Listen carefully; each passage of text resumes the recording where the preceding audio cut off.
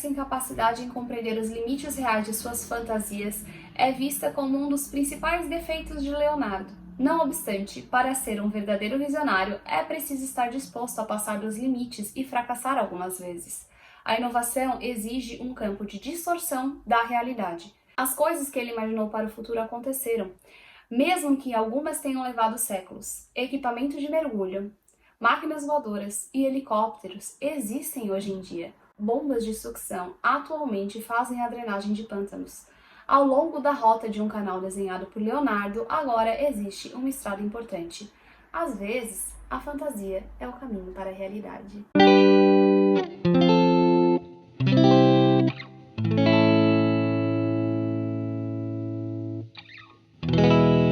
Olá! No vídeo de hoje a gente vai dar continuidade à biografia do Leonardo da Vinci. Já estamos na reta final, quer dizer, já não, né? Porque tá sendo bem sem pressa a leitura, mas eu já tinha avisado que seria assim, né? Então é isso aí, porque a leitura em si ela é super fluida, mas parar para gravar os vídeos e falar de forma mais detalhada de cada capítulo leva um tempo, pelo menos pra mim. Então é isso, sem pressa, vamos lá. Dando continuidade aqui, estamos no capítulo 19, que o autor vai falar de problemas pessoais. O autor começa comentando sobre a ida de Caterina, a mãe do Leonardo, para Milão, para ficar lá com ele em 1493. Só que um tempo depois ela falece e ele conta aqui as despesas com o funeral dela. E aí ele vai dizer que era um funeral muito simples, que talvez ele tivesse com problemas de dinheiro, o que a gente vê mais pra frente que não. Ele levanta essa especulação, mas depois ele mesmo já diz que talvez não seja isso. Então ele vai contar sobre despesas pessoais e dificuldades na carreira, porque nessa época que ele estava pintando A Última Ceia, o Ludovico pediu também para que ele fizesse algumas decorações de interiores lá no castelo. E o Leonardo não gostou muito de não ter só a dedicação para a Última Ceia. Aí ele às vezes arranjava briga com o pessoal que cuidava ali da obra, um dos secretários do Duque, eles se brigavam com frequência. A pessoa não gostava muito, mas o Leonardo também não. Teve atraso no salário. Teve a questão do bronze lá do cavalo. Lembra que a gente já falou lá atrás do cavalo de bronze que ele ia fazer, que era pro pai, homenagem pro pai do Ludovico Sforza, mas ele focou mais no cavalo? Então, é nessa época. E para completar tudo isso, também houve a invasão da França. E então o Leonardo, ele pegou todo o seu dinheiro, dividiu em vários envelopes e botou no ateliê, assim, dividiu em vários lugares, porque alguns conhecidos dele foram saqueados.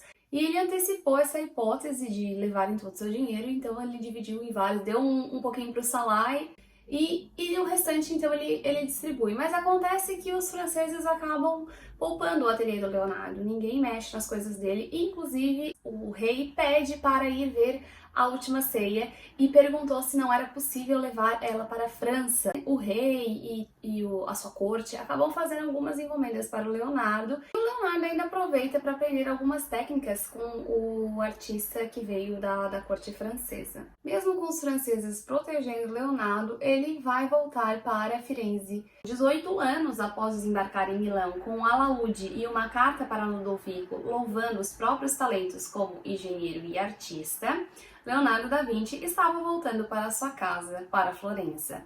Então, no capítulo 20, o autor vai falar sobre esse retorno. Estamos no ano de 1500 e até ele chegar em Florença, ele para em Mantua e fica hospedado com a Isabella d'Este, que era irmã da Beatrice, a falecida esposa do Ludovico Sforza.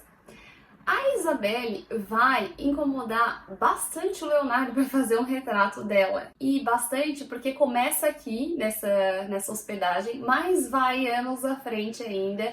E o Leonardo faz um esboço dela.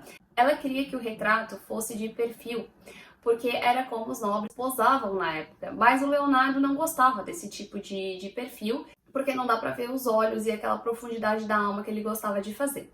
Ele faz o esboço, mas não pinta o quadro e vai para Firenze. E ele chega numa Firenze caótica, porque a cidade tinha passado por uma onda revolucionária com o Savonarola, que era o padre, que era contra os Medici. Ele assume o poder por um tempo ali em Firenze e causa um caos, porque ele faz a fogueira das vaidades, que ele queima várias obras de artes, livros, cosméticos, tudo que para ele fosse voltado para a vaidade. Foi feita uma fogueira e queimado em praça pública.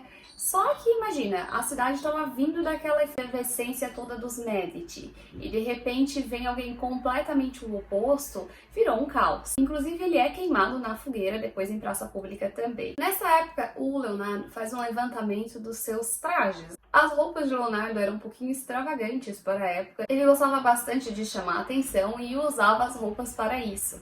Então o autor vai contar que ele faz um levantamento sobre esses trajes, mas que da mesma forma que ele gostava de gastar com roupas, ele também gostava de gastar com livros. No seu inventário ele lista as suas 116 obras. O autor volta a falar sobre o retrato da Isabelle de Este, que ela ficou tão obcecada com isso que ela pediu o retrato da Cecília Gallerani para olhar, ver como é que o Leonardo fez, que ela estava insistindo muito pro Leonardo fazer este retrato dela.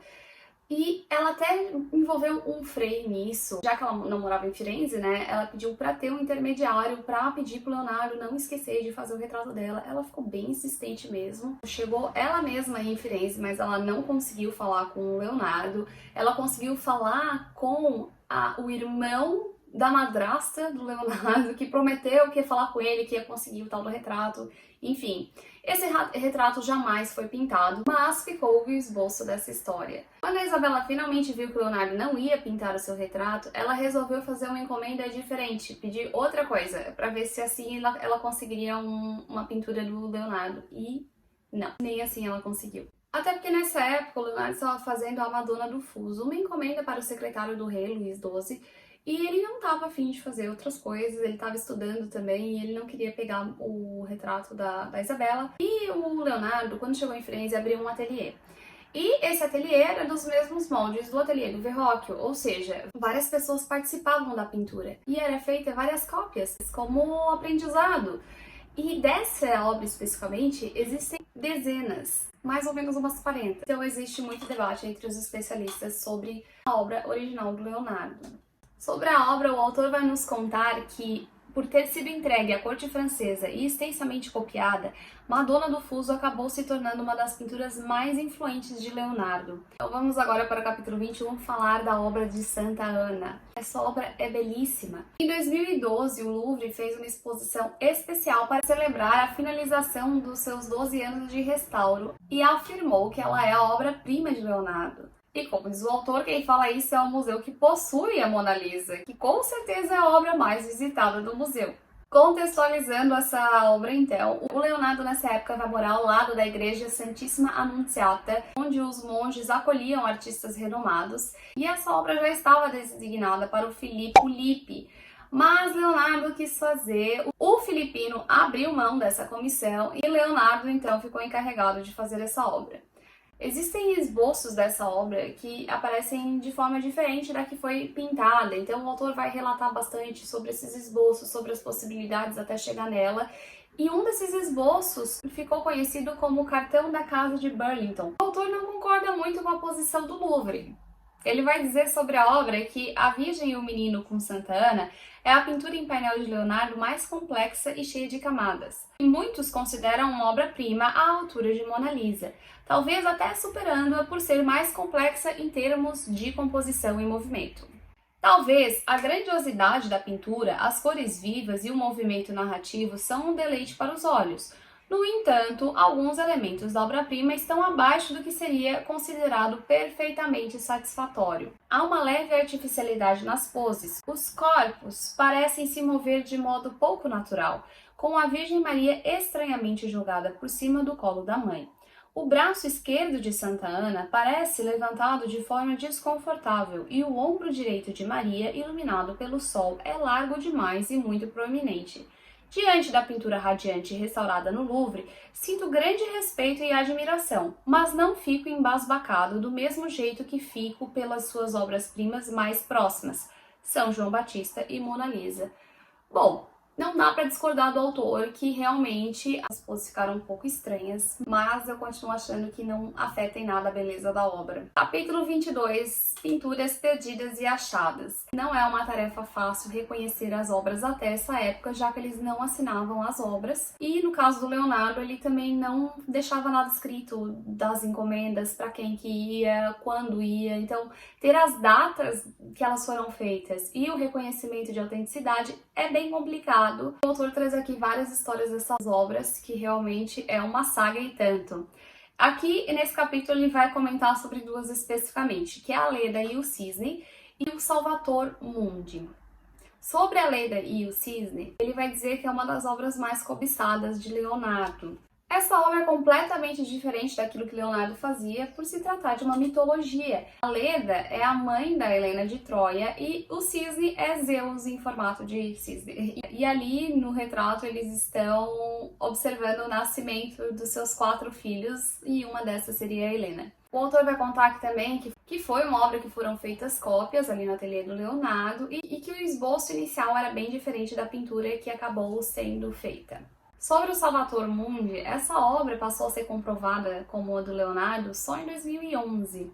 Até então ela passa por aquela saga que a gente já viu antes. Ela chegou a ser vendida por $100 por um consórcio de colecionadores de arte que já desconfiavam que se tratava de uma obra de Leonardo. Eles então conseguiram fazer essa comprovação de autenticidade que era de Leonardo e foi vendida por $80 milhões. Mas não parou por aí. Em 2013, um bilionário russo comprou ela por $127 milhões. Sobre essa obra, o autor vai chamar a atenção sobre a questão da bola de cristal na mão de Jesus, porque nessa época o Leonardo já estava muito avançado nos estudos de ótica e que provavelmente o Leonardo sabia que essa esfera de cristal ia fazer uma imagem aumentada e invertida. O autor vai dizer que talvez Leonardo não tenha feito isso, porque ou ele não tivesse percebido, ou não soubesse como a luz é refratada em uma esfera sólida, mas é difícil acreditar. Naquela época ele estava imerso nos estudos de ótica e saber como a luz reflete e refrata era sua obsessão. Inúmeras páginas dos cadernos estão repletas de diagramas da luz sendo refletida em diferentes ângulos. Suspeito que ele sabia como a imagem ficaria distorcida e apenas decidiu não pintá-la assim, seja por achar que se tornaria uma distração, ficaria de fato estranho, ou por tentar sugerir sutilmente uma qualidade miraculosa ao Cristo e à sua esfera. Capítulo 23, César Borgia. Ludovico Sforza, o patrono de Leonardo em Milão, tinha a reputação de ser implacável por ter, entre outros supostos atos, envenenado o sobrinho para usurpar a coroa ducal. Mas Ludovico era um anjo comparado ao patrono seguinte de Leonardo, César Borgia. Pense em uma atividade odiosa qualquer. Borgia era mestre nela. Assassinato, traição, incesto, depravação, crueldade deliberada, conspiração e corrupção. Ele tinha o apetite brutal por poder de um tirano, combinado à sede de sangue de um sociopata. Certa vez, quando se julgou caluniado, mandou que amarrassem eu vou pular essa parte. Sua única pontinha de redenção histórica, que ainda por cima é imerecida, ocorreu quando Maquiavel o usou como modelo para criar O Príncipe e escreveu que sua crueldade era uma ferramenta para conquistar o poder. A família Borgia era bem complicada. Lembram quando o rei Luís XII foi ver a Última Ceia lá em Milão? Então, César Borgia também foi. Ele forjou uma aliança com os franceses para fazer essa invasão em Milão em 1499. Bom, o que acontece então nessa época? O César Borgia estava conquistando geral ali na região e chegou a vez de Florença. As finanças da cidade estavam complicadas depois de todo aquele rebuliço que eles passaram. E então a senhoria se rendeu e ofereceu pagar 36 mil florins por ano a título de proteção e que eles pudessem passar ali pelo território. Isso garantiu um ano de paz em Florença, mas em 1502 o César Borgia foi lá bater na porta de novo. E então a cidade escolheu 2 representantes para ir lá negociar com o César. Um deles é Maquiavel.